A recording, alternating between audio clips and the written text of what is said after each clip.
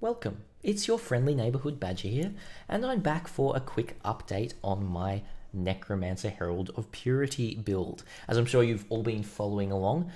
Today I've got a big update in terms of my defences.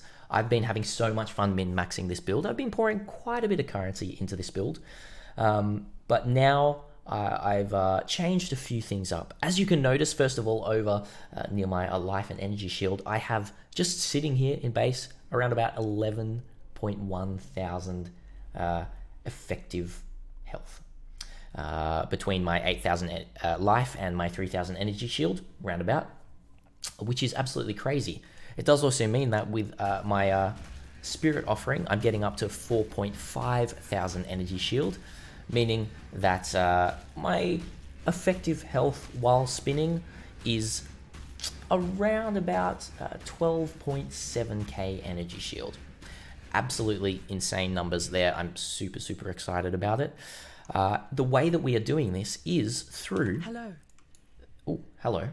This jewel, the Glorious Vanity Timeless Jewel, and we need it in the name of Doriani. This means that we're able to spec into this Corrupted Soul, giving us 20% of our maximum life as extra maximum energy shield, but we do take 50% of non-chaos damage, and that bypasses our energy shield. This still means that our effective health is increasing massively, and we're just combating that with a new life flask and taking out a Stibnite flask, and this is giving us instant recovery when on low life, just to be even more defensive. We've still got our Blood of the Karui going here. Now, this jewel also just randomizes all of the nodes within this circle here, but we've also hit a nice 10% increased max life here and an 8% increased max life here. So that's what we've spec'd into. Unspec'd into all of this, so we lost a little bit of damage here. We were able to spec into more life around everywhere else because of that, however.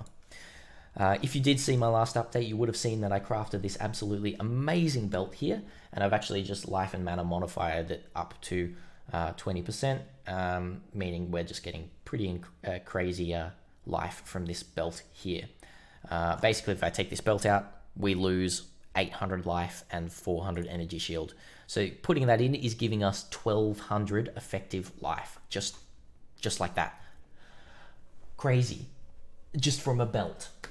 Anyway, that's all I will say on that belt there. The other thing that we have changed with the build to give us a little bit more life and actually a little bit more damage is we are no longer running our Impresence Amulet with vulnerability. We are no longer running a vulnerability curse. You're probably thinking, isn't that losing quite a bit of damage? Actually, not really. Vulnerability against bosses is giving us around about 10% more damage. However, we have switched for this amulet. This amulet is giving us +1 to level of all strength skill gems. That is plussing the level of our Herald of Purity, obviously, bringing it up to level 30. It's plussing Pride another level upwards. It's also plussing our Dread Banner up in the level upwards, as well as our Flesh and Stone. I think, is it? No, not our Flesh and Stone. That's not a physical. But basically, yeah, Herald of Purity and our Pride and Dread Banner, which is really cool.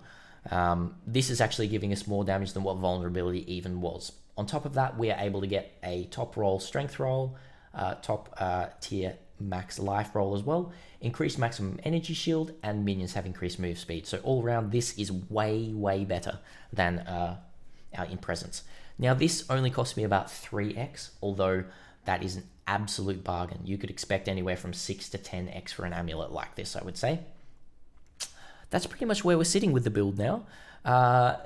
Taking vulnerability out and blasphemy means that we could also put maim back onto our Flesh and Stone, which gives us about another 10%. What are we talking about? 10% damage with everything there. Keep your life to your own. Okay, yes, I will, sure. That's all I will say. Now, the very last thing I will talk about is a little belt that I crafted. And so basically, I'm just going to stop this here, show you the little boots that I crafted that are not actually going to go into this build, but I just thought I'd chuck it in here for a little bit of fun anyway. So we're just going to switch to that right now, and I'll be back for the last little bit at the end. Okay, these boots here are pretty good. We're going to try and slam something even better on them. Oh!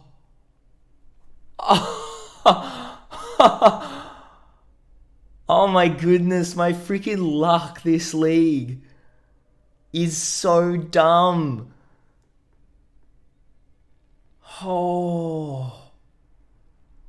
Wow.